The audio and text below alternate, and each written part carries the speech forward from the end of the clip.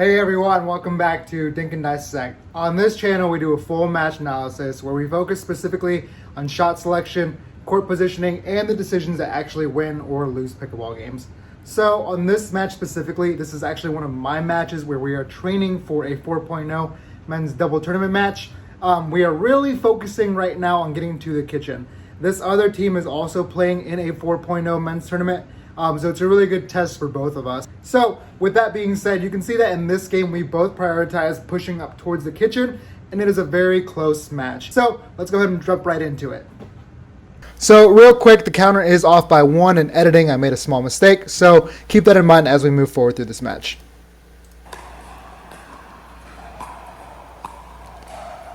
So we have our opponent playing a very drop-centric style of pickleball. You can see they're really trying to prioritize getting to the kitchen. On that one, even though they were very close to the kitchen, I didn't go ahead and count it because they weren't fully established. I popped it up. They were able to walk in on that point and get in there.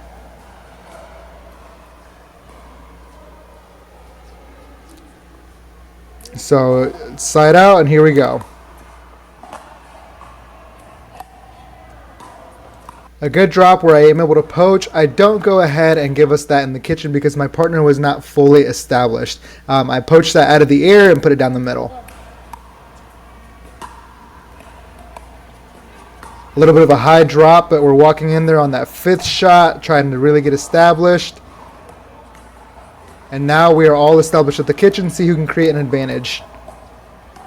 My partner takes it out of the air, try and give them less time. And it just hits the post on that one. Goes out of bounds for a quick side out. So keep in mind, it says 2. We are actually at 1 kitchen arrival. Again, my opponent is really back there focusing on trying to get him and his partner up there to the kitchen. Tell me, does your game look like this at this level?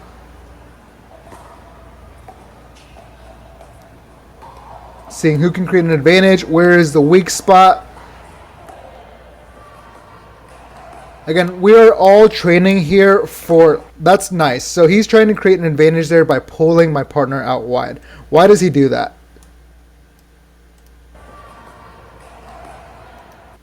So he knows that my partner right now is standing close to the middle, so am I. He sees this open space and he's going to try and get my partner to move. That is a very wide stance. He is very tall, he's able to get that. He tries to be aggressive with it.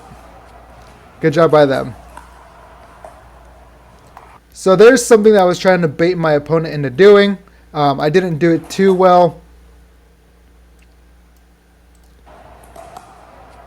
I stick my paddle way out in the middle because I want them to hit that line and I want to crush this ball with a two-handed backhand. So I get the look that I want, but I am not able to slide over far enough and really crush this ball for a winner. It does end up being a winner because you can't get it over, but that was the idea. It's a little too far out there. Trying to go for a very aggressive 3rd shot drop with a lot of topspin. Puts that up in the air and he just can't handle that. That's unfortunate. Getting into the game right now.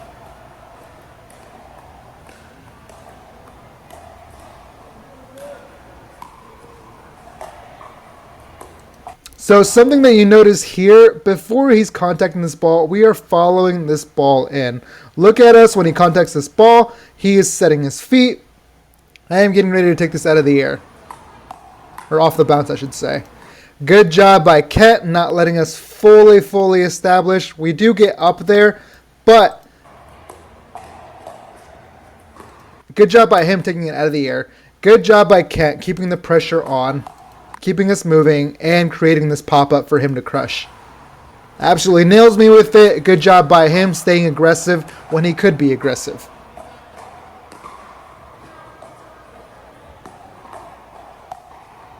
Oh, and just a little bit too far. We try to return the favor by slamming it in their face. It doesn't work out that way. Good job by them for getting to the kitchen. Again, good backhand drop, and we just can't handle that one. It's not the cleanest pickleball right now, but we all are, again, prioritizing getting up there. You see these big cobra swings, and the only reason I'm doing that Look at this big cobra swing. I'm doing that because I don't want my opponent to come into the kitchen.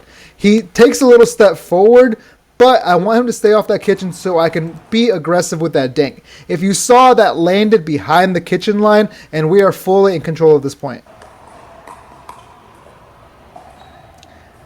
That's why we take dinks out of the air, is not necessarily to win the point. I just want my opponent to have less time, and this is what happens. Creates a pop-up. I don't know if he's trying to attack there, but I am able to slam down on that.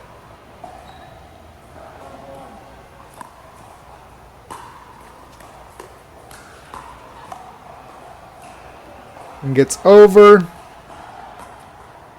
Oh, good job by him not letting that bounce. Even though it wasn't a great return with that backhand overhead, he is able to take away our time and make us mess up on that point. He just messes up the aggressive shot right there. Let's keep going. Right now we are winning the battle of getting to the kitchen.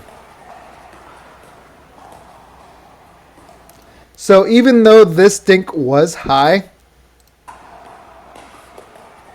even though this dink out of the air was high, there's not much we can do with it because it is so shallow. My opponent or my partner cannot be very aggressive with this shot. So we go ahead and dink it back and still look to continue creating an advantage. Good job by that overhead and putting that point away. You can see me doing that same move, trying to bait the outside ball. Right there, I tried to bait the Ernie. The only reason I tried to bait the Ernie was to make him go back into the middle. You can see me faking like I'm going out there. I know my opponent can see me. That's why I'm faking it so early. And all I'm doing is I want him to try and hit it into this open space so I can crush it with my forehand.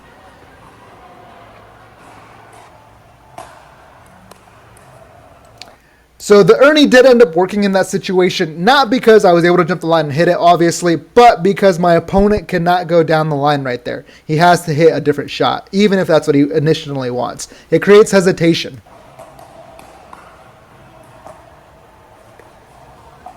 Good job by them getting up there, established. Same thing, I bait that Ernie. My opponent crushes it, or my partner crushes it.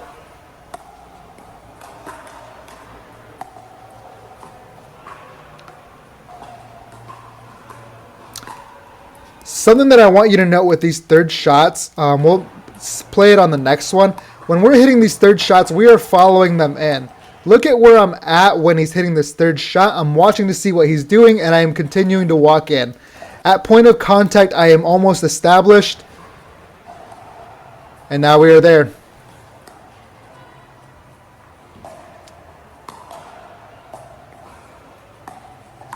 Oh man, he was just able to crush that a little bit too high. And he's not able to put that into the play, into zone. Right here we are switching, we are unwinding the stack, so my partner will go to the left. I will run all the way across to the right. If they get the chance, they should drive down my line as I will be still running probably by the time that they get this ball.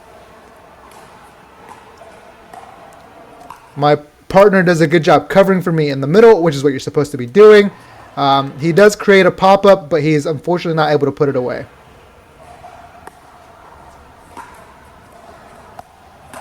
Oh, that's just a great drive. So, ideally, your drives, he could have hit a lot harder on this. Look at the size of his swing.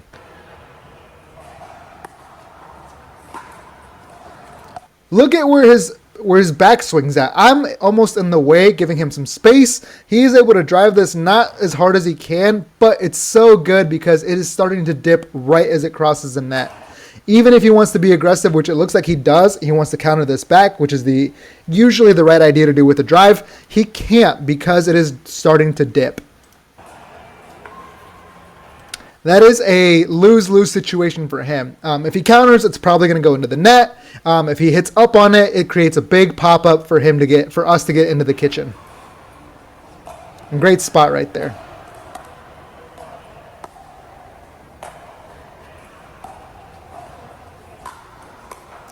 Good overhead. So it had him out wide. That's why he created the lob.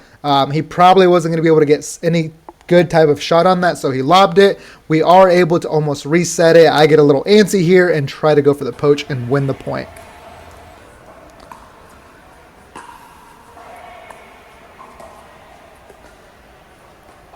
Again, this dinking isn't to win a point. We're looking for an opening, and right now there's one in the middle. Look at that. Look at that previous ball. He is way over here. He's about to get this ball. And all I am doing is I am going towards that open spot. Look at where this ball lands. It lands clearly in the blue. We're fully in control of this. As that happens, he is starting to cover the middle, as he should. His partner's still a little bit pushed out wide, and I am able to hit this wide open angle down here because I am established at the kitchen. One of my favorite shots is that, breaking someone's ankles, and they can do nothing about it. Good reset. Now we are established in there. Again, looking for some creation. He creates by using the lob, and it gets us a free point.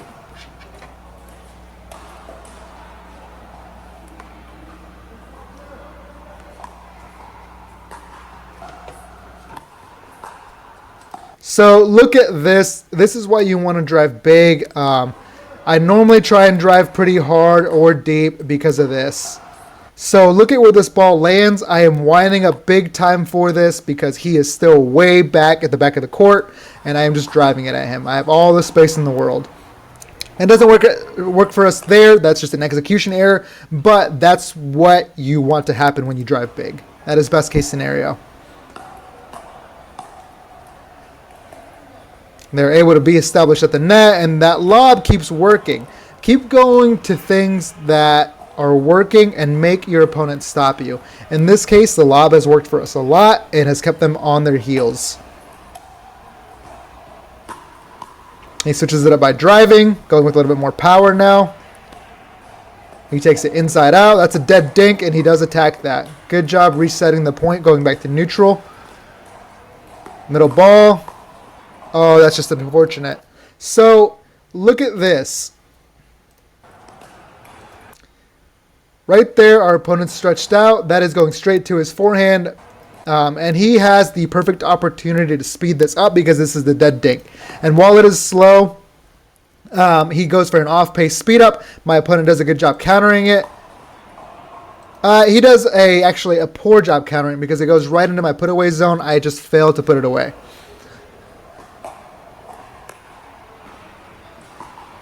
Good job dropping.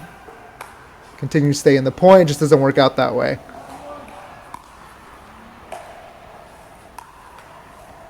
So I've noticed that I've been going to the drop a lot. So instead of dropping now, I switch it up and go for the drive. And it completely catches my opponent off guard. Look at how he reacts.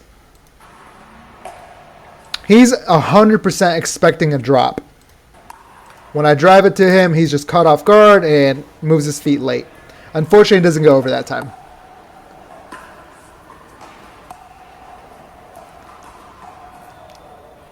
You can see we're switching our style a little bit. Instead of dropping so much, we're trying to mix it up and go with power. And there he does a good job taking it out of the air and keeping them back. They are still able to get established. So we are just dinking here. I just miss an easy dink. I think this is one that I need to get out of the way and go ahead and give to my partner. He is obviously lengthy enough to get there. I guess that's coming to me. I just need to make that ball.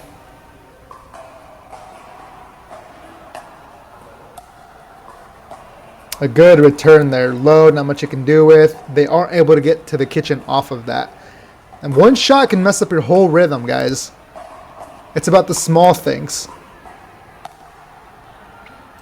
Speaking of shots that mess up your rhythm, that's one that you just got to get out of your head. Obviously, it is very high up there. You're supposed to smash it, and it can be demoralizing when it goes into the net.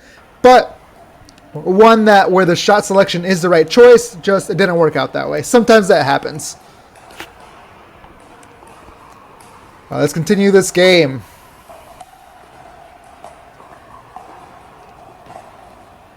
It just doesn't go over there.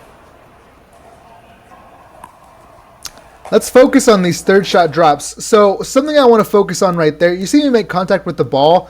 All my momentum is pushing me forward, and we are both continuing to walk up there. This is all one fluid motion where I don't stop and observe the third shot and make sure it's good to move in. I trust in my preparation enough that when I hit that third shot, I'm instinctively moving forward. That puts more pressure on my opponent. I trust my hands to be able to reset that. And because of that, we are able to almost get up there. Again, right shot choice. He is just trying to play this slow and get us up there. But pay attention to the small things. Let's see how we handle this third shot. It just doesn't get over there. Let's see how they handle it. He hits that third shot and he's looking at it for a little bit. Look at where he's still at when we're about to make contact with this ball. So we have a lot of space to work with. We weren't able to take advantage of it in that point, but you can see a difference. They are still able to get there anyway, and now we are just trying to create an advantage. Oh, that was close. On his forehand, he was trying to fake going cross court and then just hitting that small sliver of space. If he hits that, I don't think that ball's coming back, but that is a low percentage shot. Again, one right here where he catches it perfectly. All he's trying to do, his opponent's way back there. As he catches it, he's just trying to put it in this corner over here where his opponent has no chance to get it.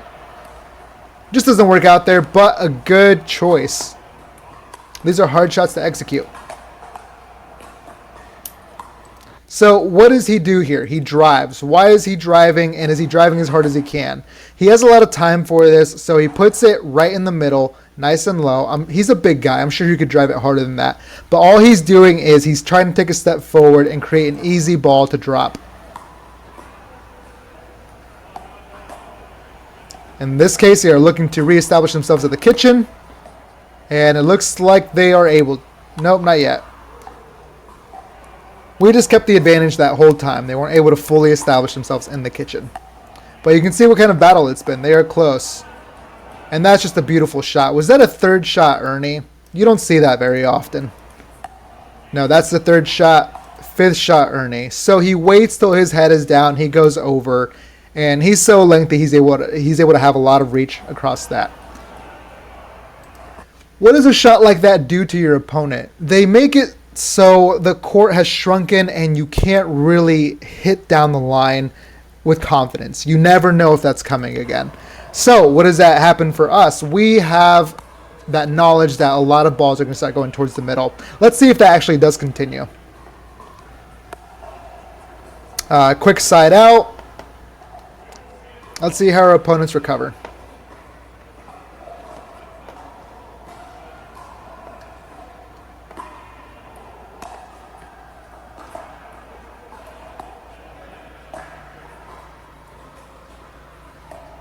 Spread them out wide. These are some of my favorite shots, is cross-court dinking.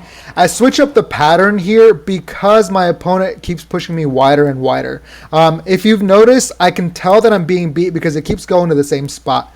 Usually I love this cross-court exchange, but I notice that he's hitting the same exact spot. He is winning this rally right now. I have to switch the pattern because if you look over here, even though my opponent is lengthy, we have all this court to work with. Our opponents do.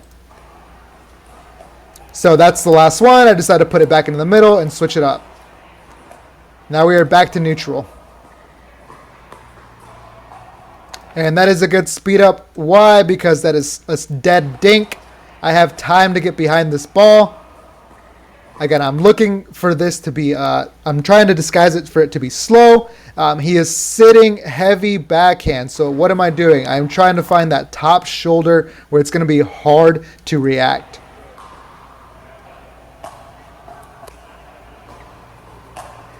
That was a textbook point, and I love playing points like that, creating an advantage. Actually, that previous...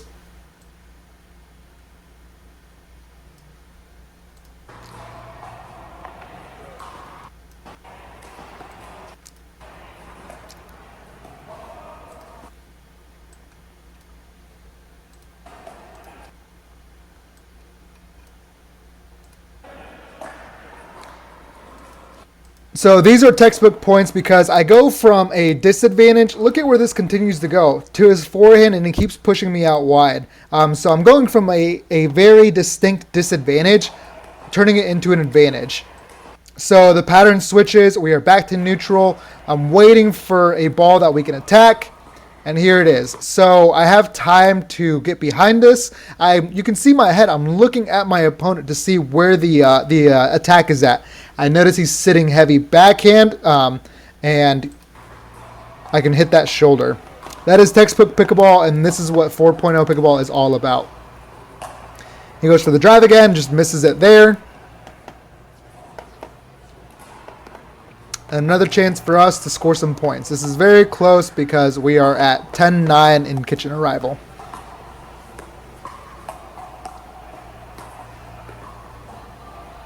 That's just unfortunate. With that dink, we would have been able to get there. Good job by my opponent pushing us out wide right there. All I'm trying to do is trying to get this to land in the kitchen so we can continue moving up. That has to go over.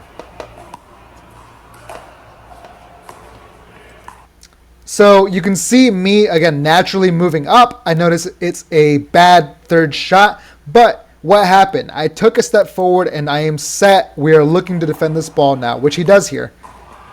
He does it again.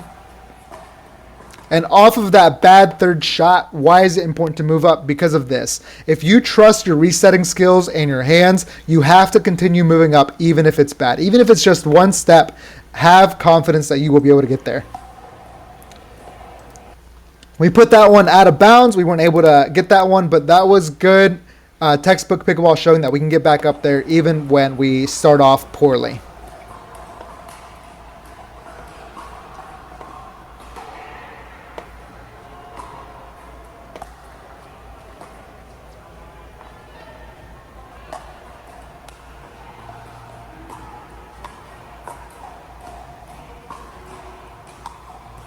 And there was just too much of an opening. We were able to take advantage of that.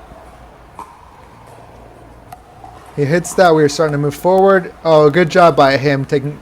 Let's watch that. What did he see that made him want to poach?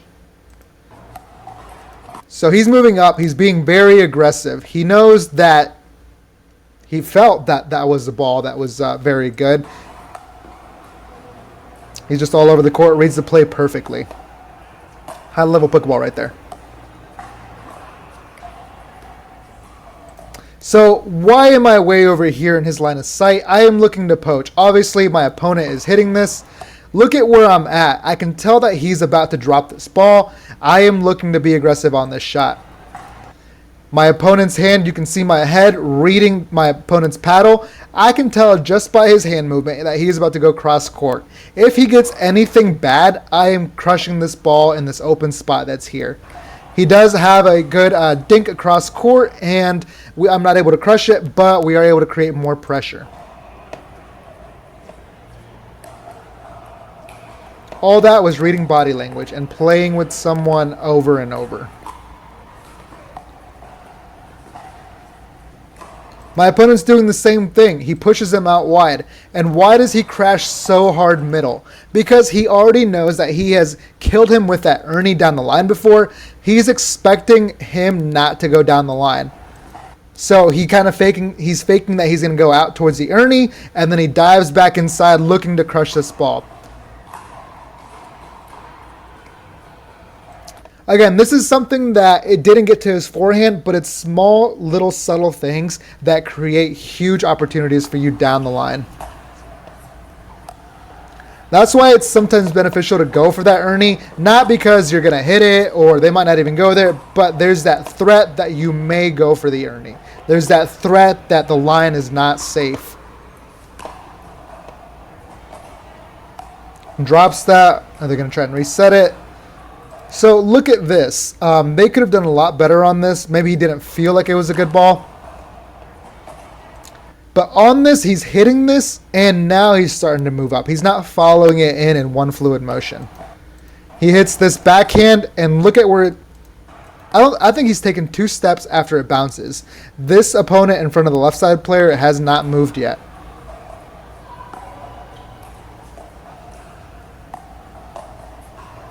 They're still at a disadvantage because he's not fully in the kitchen, and we keep them back there. That just doesn't work out for them that time.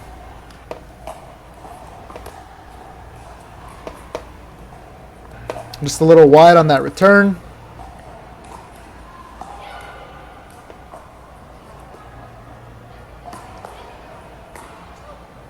Oh, good attack there. I like to sit heavy backhand. That's the only reason that saved me. So my paddle is way out in front of me right now. Even though I'm late on that ball, I am able to counter it just because my paddle is out there.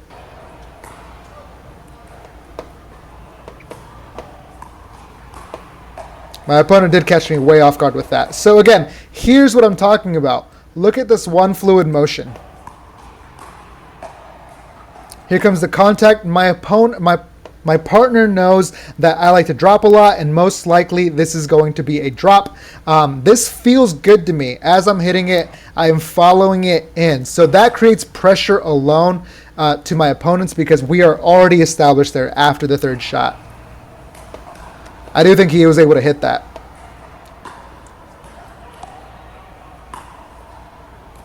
Good job by him. He doesn't go right at the body anymore. He goes for that hip area a little bit higher than the hip, but it does catch me completely off guard, and good attack.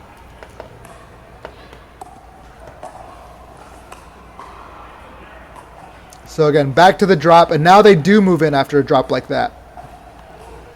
And they're able to capitalize on that. Let's see if they can do it again. Another good drop towards that backhand. It just doesn't go that time. A nice drop towards the middle.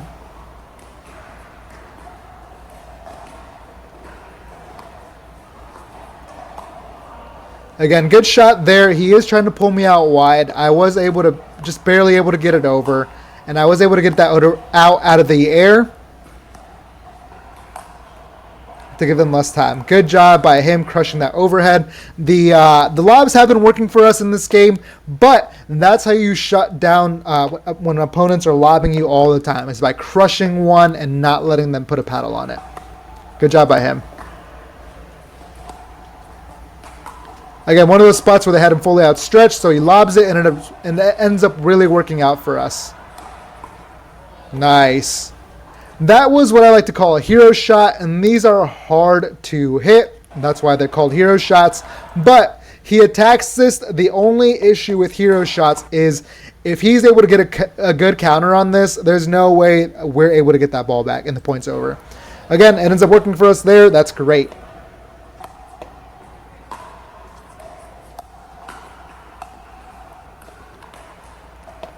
I'm having a feeling that this right here is game point. I'm not exactly sure. Again, same situation happens. As I hit the ball, I am following it in. And when they make contact, when it starts going over the net, we are established at the kitchen.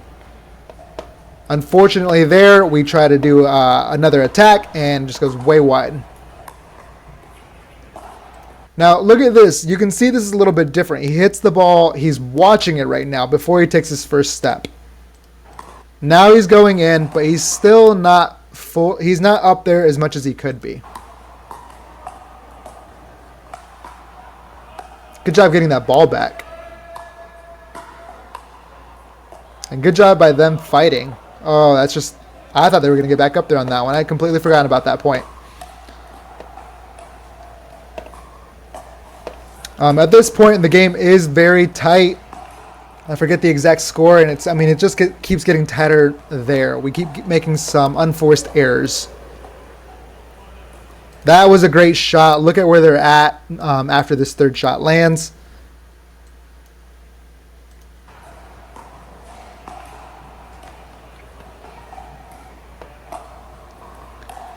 So as he hits this third shot, this is beautiful. This is where he's following it completely through.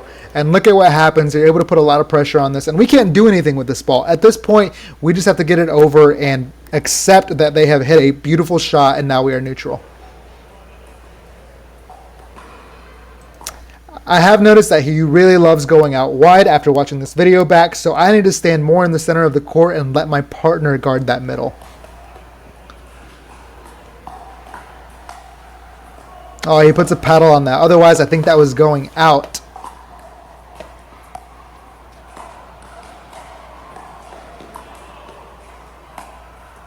Oh, man. Good shot by them. I thought we were going to be able to neutralize that.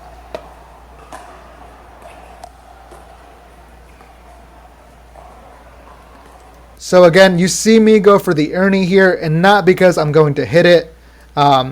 He is at a disadvantageous position. He is outstretched.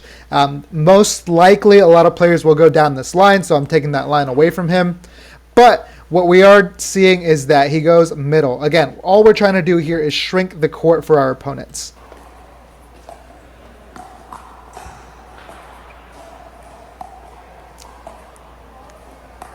Are they able to get back up there? Unfortunately not.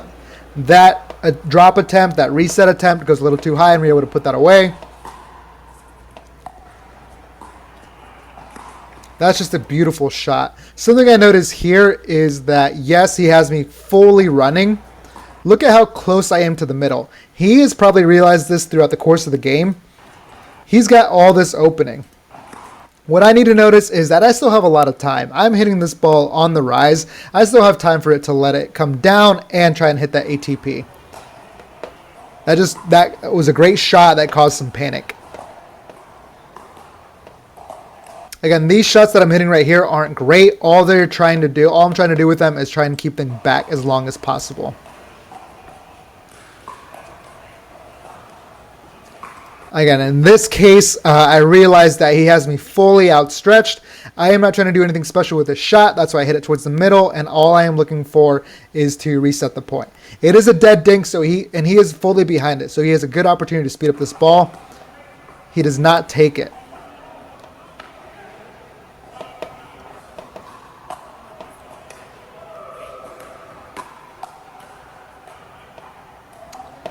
A drive that just goes barely out wide.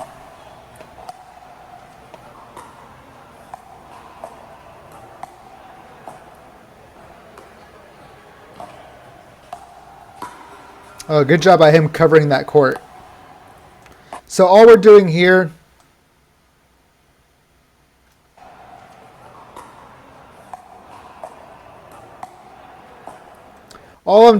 they are fully back. I see if I can hit a good shot and make this ball go into the net. This point is over, which is what I do. I catch it below the level of the net and try and hit that sharp angle. And I think it's going to work, but he is able to get on there. Good job by him. Good hustle for getting that. And there it is. So that was the end of the game.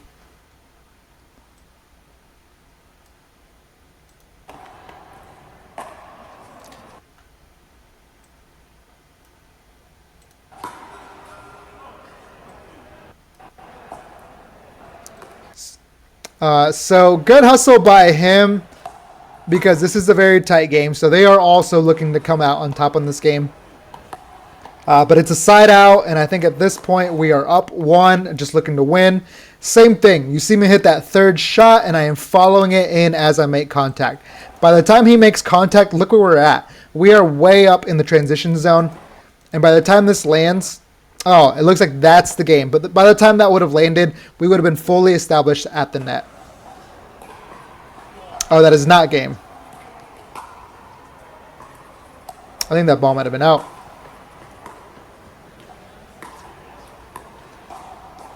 All we are doing here is just trying to reset.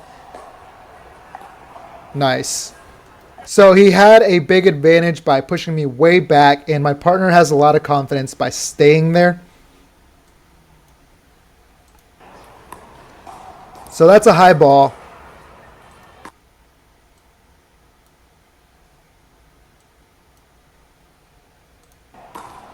So he hits a great shot. This ball gets behind me, and I put it up. I am able to get it bounce. I'm surprised he was able to let that bounce, because he could have been very aggressive with it. He was able to still hit a penetrating shot, and all I am doing at this point is trying to neutralize as best I can. Again, more firepower. We are able to get counters on that and win that point outright. At this point, we might have game point right here.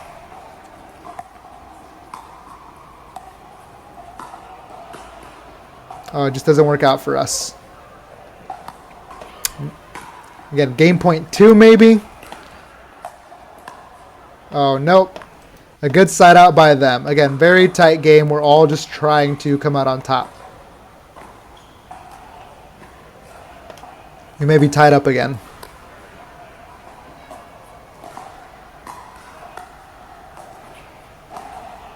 Again, just keeping them back there, having the awareness to let that ball go out of bounds.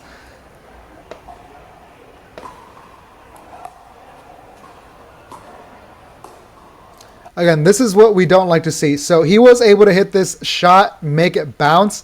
They haven't moved a step. So now what they have to do is hit it again, hit another drop from behind the baseline. He does attack that out of the air. He's trying to be aggressive. I am ready there and waiting for it and just able to put that away. A quick side out, and here we go for the game. Looks like this might be game point here.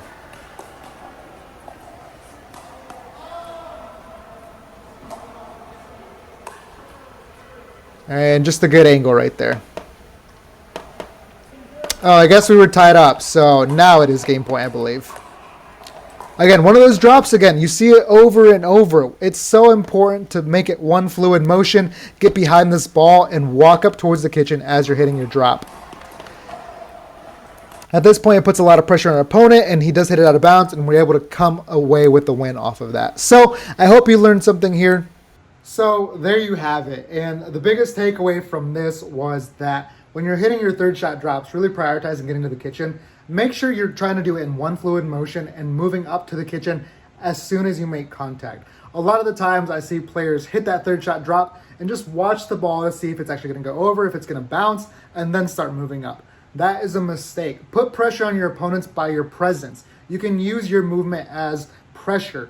And then you can see in the video how it was depicted that sometimes you don't hit a great third shot, you can still win the point outright, depending on how your resets are. So I hope you were able to learn something from this. Let me know what you think down in the comments below, and make sure you like and subscribe to see more videos like this.